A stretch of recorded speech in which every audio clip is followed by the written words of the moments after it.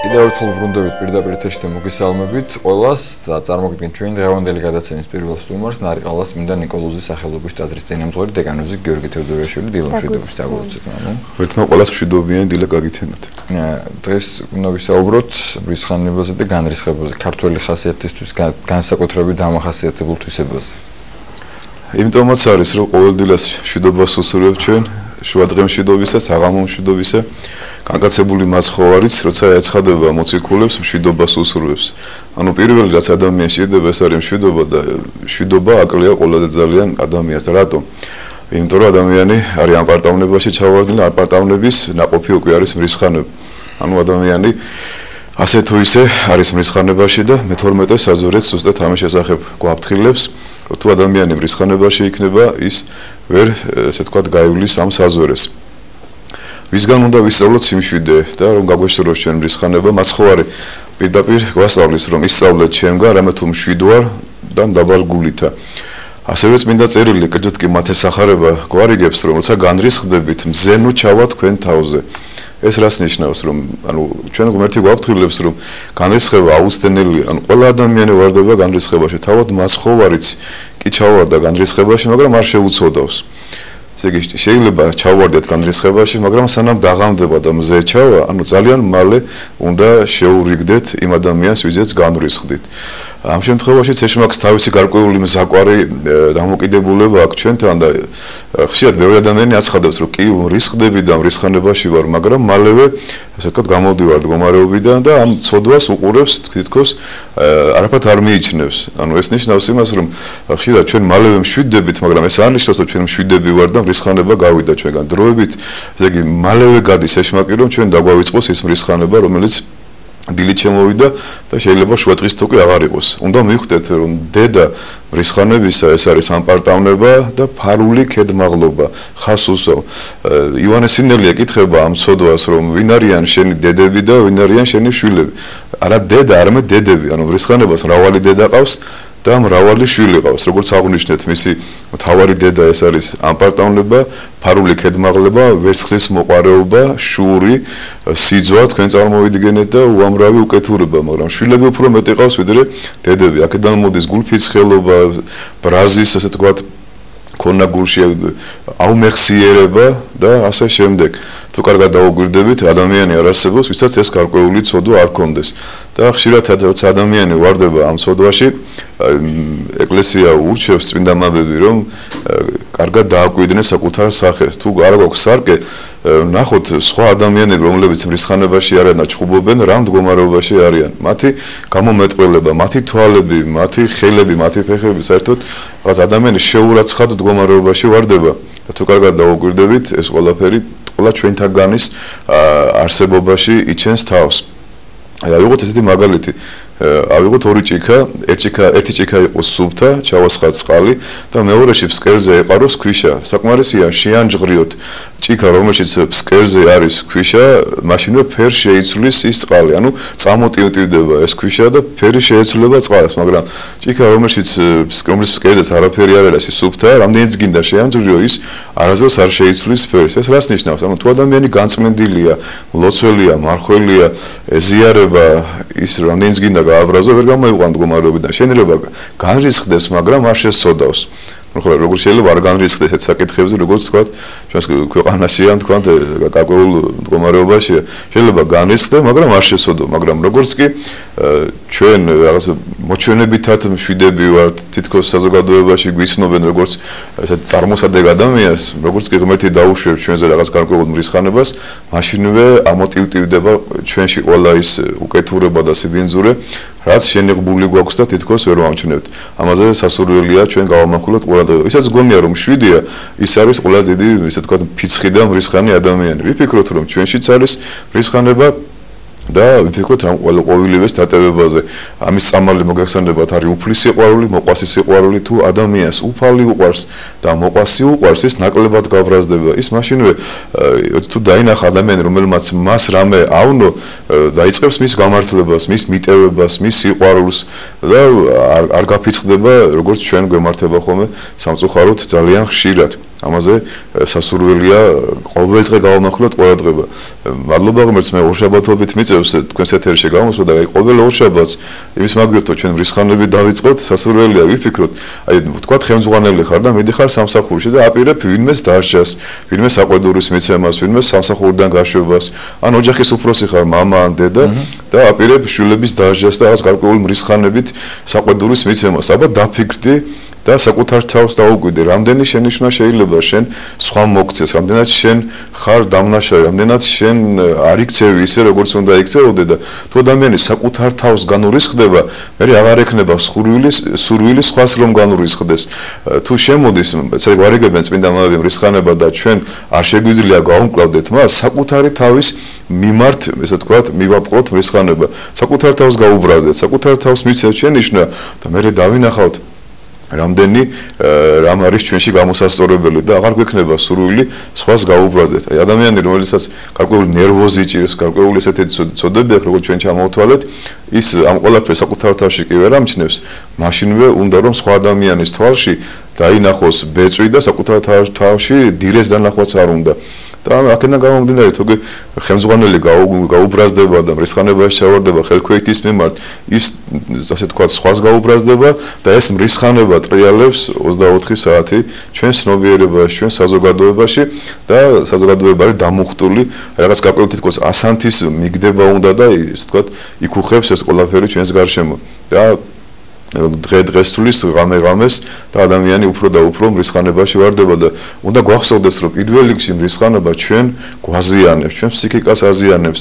აი კიდევ ვიმეორებ რომ ადამიანი როგორც კი გაბრაზდება, მაშინვე ჩაიხედეთ სარყეში და დაინახავთ როგორი დაბანელებულია ჩვენი თვალე, როგორ არა ნორმალური გაუმეტყველება გვაქვს მრისხანების ჟამს და რა შეუხედავები ვართ ამ დროს. ჩვენ თვითონ არ მოგვინდება საკუთარი თავის დანახვა და მით უმეტეს თუ ასეთი სახით ინეტყველებ ასეთ სახით ისაუბრებ და ვინმეს შენიშვნას მისცემ, ჩვენი შენიშვნა არ იქნება არავისგან მისაღები. საკმარისია მშვიდად უთხრა ადამიანს საყვედური, მშვიდად ასე თქვა რაღაც მოეფერო და უთხრა რომ იცით რა არის, მე შენ სიყვარულით გესაუბრები. ყველა ადამიანი ამას მოისმენს და გაიგებს, მაგრამ როგორც კი ცოლი ქმარს ან პირიქით, როგორც კი ხელმძღვანელი ხელქვევით დაძმას და მეგობარს მრისხანებით მისცემს შენიშვნას და გაესაუბრება, არავინ არ მიიღებს ამ შენიშვნას და ეს ყველაფერი უკან დაგვიბრუნდება ჩვენ ბუმერანგის სახით. კი შეიძლება ვიღაცამ ჩაყლაპოს ჩვენგან მიღებული შენიშვნა მრისხანებით, მაგრამ ის ან შეიგინება, ან გაბრაზდება და ამით არაფერი არ შეიცვლება.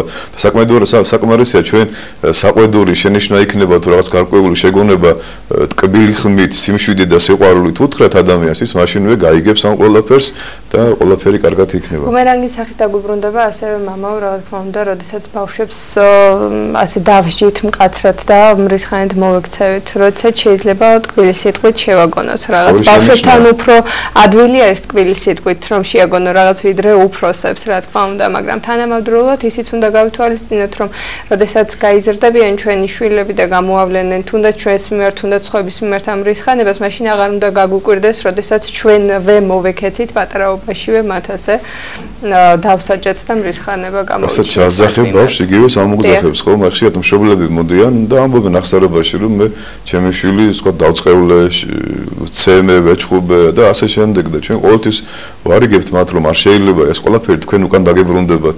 არ ესმის და რა ვქნა, უბრალოდ არ ესმის, იმიტომ რომ შენ დრო არ გაქვს მისთვის, რომ ასეთ გასაგებად ესაუბრო, სიყვარულით ესაუბრო. ხერდავენ შვილები, რომ მშობლები ძალიან ხშირად ერთმანეთს თქვა აყენებენ შეურაცხყოფას მრისხანებაში არიან და ჩხუბობენ. ეს ყველაფერი აირეკლება ჩვენი შვილების ცხოვრებაში. და უკვე ტკბილი სიტყვა შვილს აღარ ესმის, მას გონია რომ მაინც და მაინც უნდა დაუყვირო და ეჩხუბო და მრისხანებით ესაუბრო, რომ მან გაიგოს და როგორც კი შვილის უყვირი ხარ და ეჩხუბები ან ხელით ეხები მრისხანებით, ის შენი გარემოდან გადის უკვე და მისთვის მშობელი კი აღარ არის მოსიყვარულე დედა და მამა, არამედ გაკვეული რაღაც დამსჯელი პიროვნება ინსპექტორი და შვილებს ცდილობს მერე შვილი რომ დაემალოს მშობელს, ითვალთმაქცოს მშობელთან, მოჩვენებითად კარგი და თავდაბალი და ის იყოს, ატყუებს უკვე ტყუილზე გადადის, რომ მშობელი არ გაბრაზდეს და მრისხანებაში არ ჩავარდეს. და ამით ყველაფერი მერე, ასე თქვა, სამწუხაროდ ძალიან ცუდად აისახება ეს ყველაფერი ამ ოჯახის ცხოვრებაში და ოჯახებისგან შედგება სახელმწიფო. განრისხებული მშობელი, განრისხებული შვილი რომ მიდის სკოლაში ან თქვა სამსახურში, ეს ყველაფერი გადაედება იმ საზოგადოებას და ასეც ცხოვრობს ფაქტიურად საზოგადოება მრისხანებაში. ეს სულიერ ჩამოყალიბებაზე, რა თქმა უნდა, მოქმედებს ხოლმე ფსიქიკაზე. ადამიანის სული და განსაკუთრებით ბავშვის სული არის ძალიან ფაქიზი, ძალიან ასე თქვა დასაფიქრებელია, როგორ უნდა აღიზარდოს ბავშვის სული. პირველ რიგში უნდა გამოვრიცხოთ მრისხანება. მე იმას არ ვიძახი, რომ ყოველთვის თაფლი და შაქარი ვიყოთ ბავშვებთან, მაგრამ ჩვენ ყველა საშუალება ამოვწუროთ, თქვა, კბილი საუბრის, სიმშვიდის, სიყვარულის და თუ ნუ ბავშვი მაინც გაჯიქდა და არაფერი არ ესმის, კი შეიძლება განრისხება ოღონდ შეურაცხყოფის გარეშე. არ უნდა უთხრათ დებილო, გიჟო, არ უნდა მიაყენო მაინც შეურაცხყოფა, უნდა ბავშვი მიხვდეს რომ გაფრასდა მშობელი, მაგრამ არა ბილსიტყვაობით და ცხეული და მუქარი. ასე აღნიშნეთ თქვენ მამაო და ამ შემთხვევაში მინდა რომ დავკონკრეტოთ. შეიძლება განრისხს ადამიანები არ შეცოდოს. ეს ზღვარი სად გადის, უფრო დავკონკრეტოთ და ზღვარი გადის იქ რომ განრისხდები, ანუ მოგვიცა ხედავ რომ თქვა ეკლესიას აყენებენ რაღაც გარკვეულ ზიანს, ვინმეს აყენებენ რა გარკვეულ მოყვას აყენებენ ზიანს, შენ განრისხდი, ანუ აღშფოთდი, მაგრამ არ პროტესტისავით გავუსწრებ. სოდო არ ჩაიდინო. როგორც მასხოვარმა აზრიდან გამორეკა პირუტყვები და მეკერმეებს გადაუყირავა ფულის გადასახურდავებელი მაგიდები, მაგრამ მასხოვარს სოდო არ ჩაუდენია. ანუ ეს ნიშნავს იმას, რომ ჩვენც შეიძლება უშევს უფალო ადამიანები გაბრაზეს, იმიტომ რომ დაცემული ბუნების ხარ, ქედმაღალი ხარ, ამპარტავანი ხარ, აუცდენელია მრისხანება, მაგრამ არ უნდა შესწოდო, ანუ არ უნდა შეიგინო, არ უნდა დაიწყევლო, ხელი არ უნდა გამოიღო და ასე შემდეგ. თუმცა ივანე კრუპერი ამასაც უშვებს. აი იყო ასეთი მოვლენები, აღარ მინდა დავკავშირდე, როცა ვინმე აგინებს, თქვა ღმერთს, შეგიძლია ხელიც გამოიღო და თუ სასამართლოში წარსდგებიო, თქვი რომ თუ კი მეფეზე იტყვიან ცუდს და შენ დაიცავ და მეფე შეგაქებს, რომ დაიცავ შენ მეფეს მით უმეტეს ღმერთს თუ შენ დაიცავ და გამოიღებ ხელს ამის გამო ღმერთი შენ ამის გამო დაგაჯილდოებს.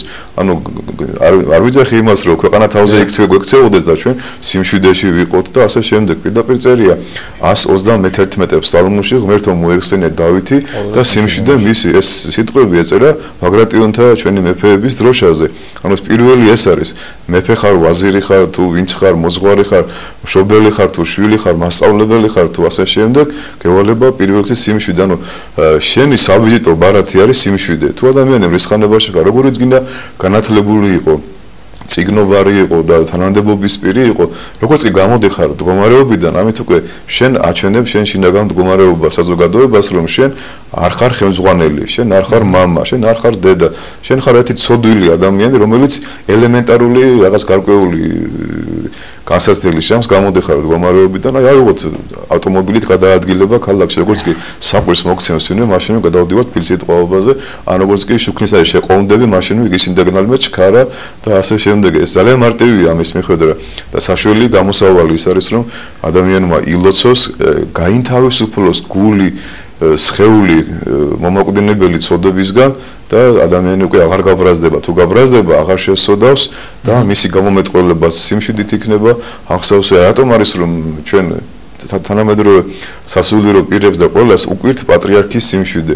ხშირად მე თვითონ ძალიან ხშირად მიკვირდა რატომ არის პატრიარქი ასე მშვიდად, როცა ასეთი მდგომარეობა ქვეყანაში, მან ჩვენზე მეტი იცის და არის საოცრად გაწონასწორებული და განწმენდილი პიროვნება და იმიტომ არ რისხდება ხშირად პატრიარქი და ჩვენ პატრა რამეზე მაშინვე ფეთქდებით, რატომ? იმიტომ რომ ჩვენ თვითონ ცოდვილები ვართ და გვინდა რომ ჩვენში არსებული მრისხანება გავამართლოთ სხვა ადამიანის უგუნური საქციელით. და კი არ ვიძახით რომ ჩვენ იმიტომ კი არ განვრისხდით რომ ჩვენს გვერდზე ძალიან ბევრი ცოდვილია უბრალოდ ეს ყველაფერი ჩვენშია და ღმერთმა გვამხილა ამით რომ აი თქვათ მშობელი ხარ და ვერ ხვდები რომ მრისხანებაში ხარ და მაშინვე ღმერთი უშვებს შენზე რაღაც გარკვეულ განსაცდელს ოჯახში და მაშინვე მრისხანებაში ვარდები და უნდა მიხვდე რომ იმიტომ კი არა ხარ მრისხანებაში რომ შენი მეუღლეა ასეთი და შენი შვილები არიან ასეთი, არამედ შენ ხარ ასეთი და ღმერთმა გამხილა გარკვეული მდგომარეობით და უნდა საკუთარი თავი განვიწმინდოთ, საკუთარ თავში მოვიძიოთ სიმშვიდე, სიყვარული, თავდაბლობა და ჩვენში უკვე ნაკლებად იქნება მრისხანება. თუმცა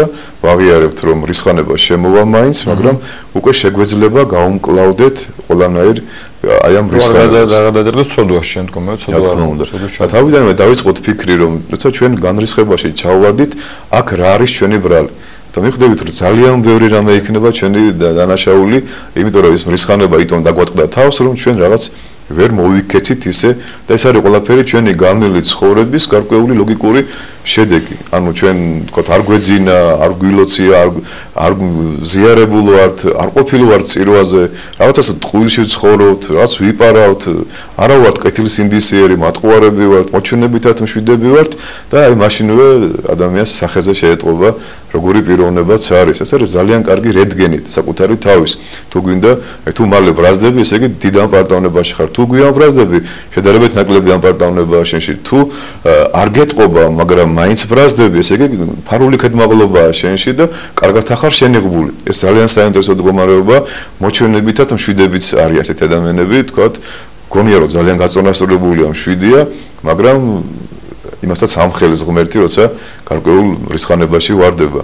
ანუ აღიაროთ პირდაპირ რომ ყველა ვართ რისხანებაში, ყველას გვემართება, ყველა ვარდებით ამ ცოდვაში, მაგრამ ყველამ არ ვიცით ამისი, ესე თქვა, წამალი არის სიყვარული, თავდაბლობა, მიტევება, როგორც მაცხოვარი ბრძანებს, ისწავლეთ ჩემგან, რამე თუ მშვიდ ვარ და მდაბალ გულითა, თუ ხარ მშვიდი და მდაბალი გულითა, ნაკლებად გაბრაზდები. კიდევ ვიმეორებ, არ შეიძლება ადამიანი ყველაფრის მიმართ იყოს მშვიდი და არ აინტერესებდეს რა ხდება.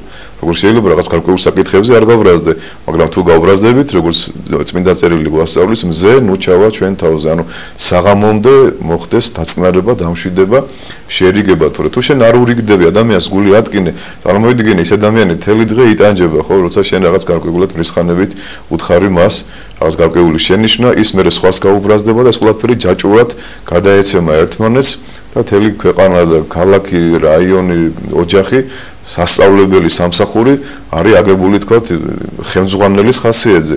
თუ ხელმძღვანელი პიროვნება მევა სიყვარულით, სიმშვიდით, რაღაც გაიღიმებს, შენიშვნას მისცემს, მაგრამ გარკვეული მოფერებით და მიხვდება მისი ხელქვეითი, რომ მისი ხელმძღვანელი ბოროტი კი არ არის და ნერვოზით კი არ არის და ავადებული, არამედ სიყვარულით არის, ასე თქვათ, აღჭურვილი და სიყვარულით მისცა შენიშვნა, დამერწმუნეთ, რომ ის დღე იქნება ძალიან მშვიდობიანი. მაგრამ ჩვენ კი ერთმანეთს მშვიდობას უსურვებთ დილა, საღამოს და შუა დღეს, მაგრამ ეს ყველაფერი მოჩვენებითია და ამაში სიტყვების გარდა არაფერი არ არის.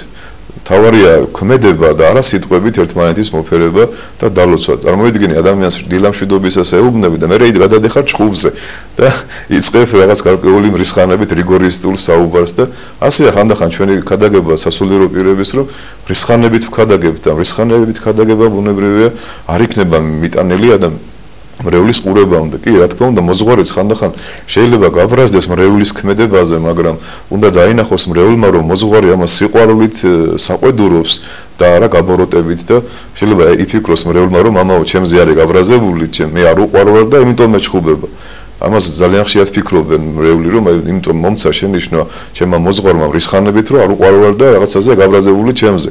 და თუ მოზღვარი კაცრად ეტყვის, მაგრამ იმ სიმკაცრეში ჩაქსოვილი იქნება სიყვარული, იმ ადამიანის ნამდვილად მრევლიც გაიგებს იმ საყვედურს და აღარ გაბოროტდება ადამიანი და დამყარდება ჩვენში მშვიდობა და სიყვარული, რაც ძალიან შორს არის ჩვენგან.